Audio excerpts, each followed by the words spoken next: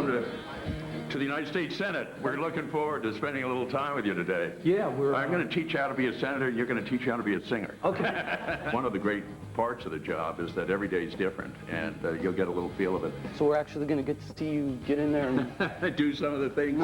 fight it out. With this legislation, we will be making sure that those families that have disabled children will be able to be a part of the American dream. We'll get it passed. It'll be really a great tribute to all of you. So thanks a million.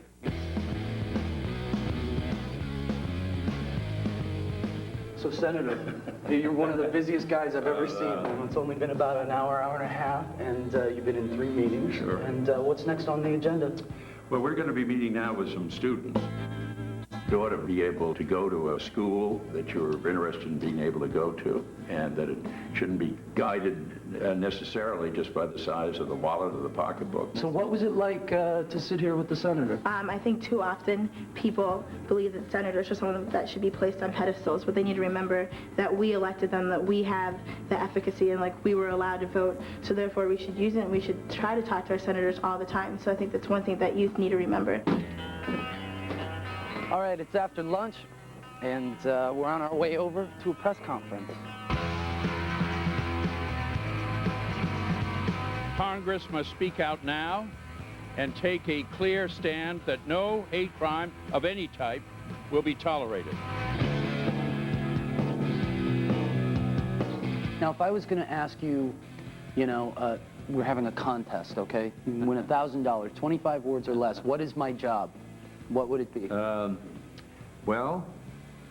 Under our election process, elected to the United States Senate, and on issues that are related to the federal government as defined in the Constitution, I'm the man in this case. Yeah, he's the man. I'm the man for Massachusetts.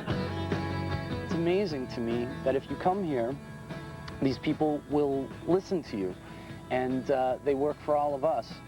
And you should really try to get yourself involved in that process, whether it's writing a letter to your representative or just going out and registering to vote and finding someone who you feel reflects your interests. You got your choice. Either you can choose to be involved in the process or you can lose.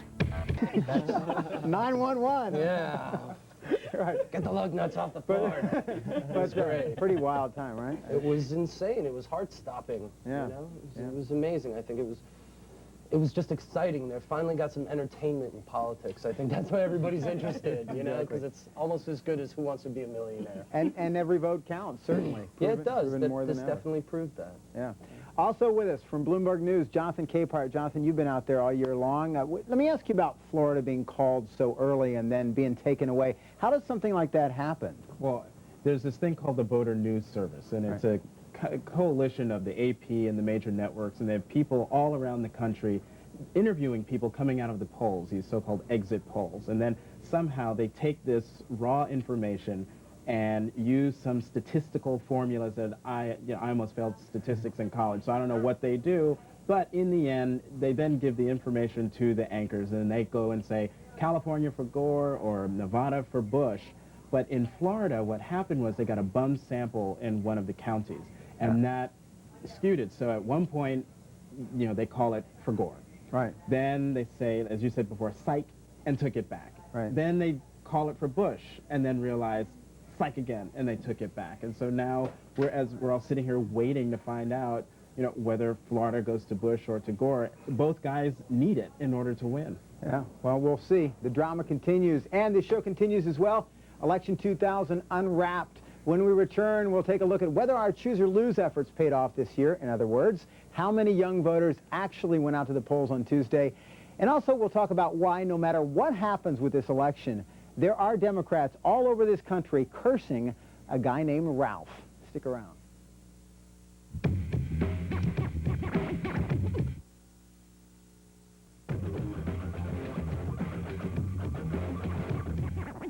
Well, I think that since the two candidates were virtually indistinguishable, it's not at all a surprise that the votes they received were virtually, indistinguishable. And we are back with Choose or Lose Election 2000 Unwrapped, just trying to make some sense out of this pretty crazy election week. But first up, you know, Choose or Lose is all about motivating young people to get involved, get out there, register, and vote. And Gideon, you got more on that right now, right? Well, this year, over 17 million 18 to 29-year-olds actually took part in this historic vote. So what was it like to go to the ballot box on Election Day? Well, we sent Jason and Julia out to check it out. So take a look.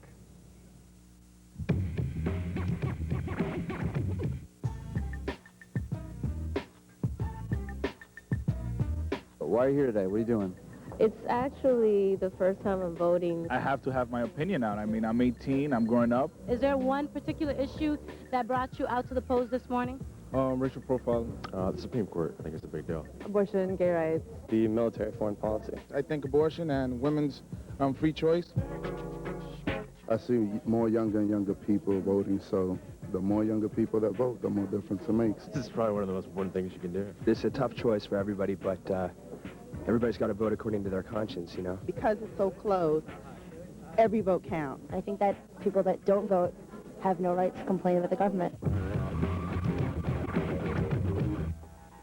Well, that is how things looked in New York. Meantime, Erica, you saw a pretty impressive turnout in Nashville, right? I did. I was totally amazed. We went up to a polling place where there were lines of people. I'm like, oh, they're giving something away free. There's no way, heck, you know, all these kids are lined up, and they were standing in line in the hot sun for, you know, some of them 2.5 hours, all to get an opportunity to vote. It was incredible. I was so proud and, like, completely vindicated in this whole year of us trying to get that message out to so many young people. So it's been great. That's awesome. Meantime, the numbers, reports are that 17.8 million 18 to 29-year-olds turned out to the polls on Tuesday. That is up about 2 million from the 15.6 million who voted in 1996. John, what do you think of that? Are you surprised at those numbers? Encouraged? Yeah, it's encouraging. I think it's got a long way to go still. Yeah. Among your friends, do you know people that maybe weren't so into politics that are now at least interested in it? Yeah, I think more in this election than ones in past, you know, because of the Supreme Court appointments and stuff. I think a lot of people were more interested in this because it's going to affect what goes on in this country for a long time after Bush or Gore is gone. Right. Jonathan, getting back to this election, now God knows anything could still happen, but the way things look at the moment, it's very possible that Gore could end up winning the popular vote and Bush taking the electoral vote and the presidency. If that happens, what do you think is going to happen with the Electoral College in the next 4 years? Will it get a second look? You think there will be a movement to do away with it? I think it'll get a second look, but I think in the end, we'll keep it because it's worked fine up until now. So why junk something just because it hits a little glitch? Right. I mean, if it had worked out, say, if Gore wins, you know, he's got the popular vote and the electoral vote, it doesn't matter. Right. If it had been the other way around, that Gore didn't get the popular vote, but he won the electoral vote, it still wouldn't matter. That's the law, that's the Constitution, that's the way it's been, and that's the way I think it should be. All right, we do have one other person joining. It's actually on the phone right now. Moby is in Europe. Moby, you there, man? Hello. How are you? I'm okay. I can barely hear you. Moby, I'll speak up then. As people who watched our Video Music Awards pre-show this year may know, you were a Gore supporter. Yeah, that's right. I want to ask you about the much talked about Nader factor, Moby. Now, this is a guy who energized young people in pockets all over the country. He got the support of people like Eddie Vedder and Tom Morello, who we heard from earlier. But just the other day, President Clinton actually said, in no uncertain terms, that Nader quite simply cost the Democrats New Hampshire and maybe Oregon and Florida. As a Gore supporter, Moby, how much do you blame Ralph Nader for the vice president losing, if in fact he does lose? Well, I think that Ralph Nader's presence in the end of the presidential race was very irresponsible, and I'm kind of aghast that he continues to say that the two candidates are the same, because there are huge distinctions between the public policies of George Bush and the proposed public policies of Al Gore. Jonathan, can I ask you one quickly? Do you think that Nader has started a groundswell here? Are we going to hear more from the Green Party in the years to come? I'll be very surprised if we hear more from the Green Party, because I think there's so many people who are upset with Ralph Nader for what he's done or may have about to do. I'm going to get the tenses right. But I think that because we can look at Florida, we can look at Oregon, we can look at Wisconsin, we can look at New Hampshire, and see that had he not been in the race, Gore would have won those states, and Gore would be the president-elect of the United States. I think there are going to be a lot of people who are going to be upset about that for a while.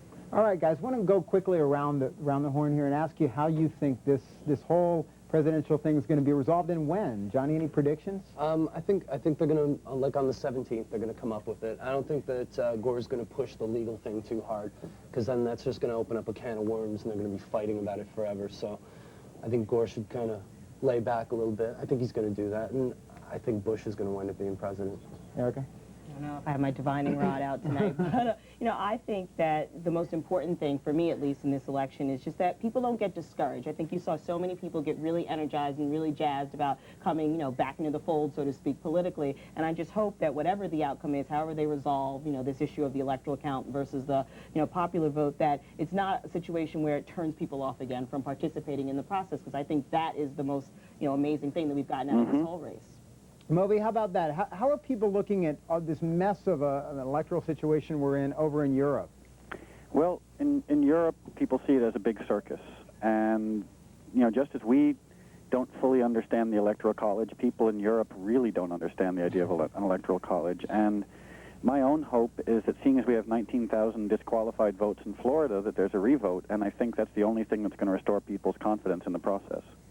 All right. Well, we certainly are all about instilling confidence in this process. Choose or Lose is all about reminding you guys it does matter to take part in this thing, that every vote does count. If you've ever looked for any evidence of that, I think we're all living through it right now.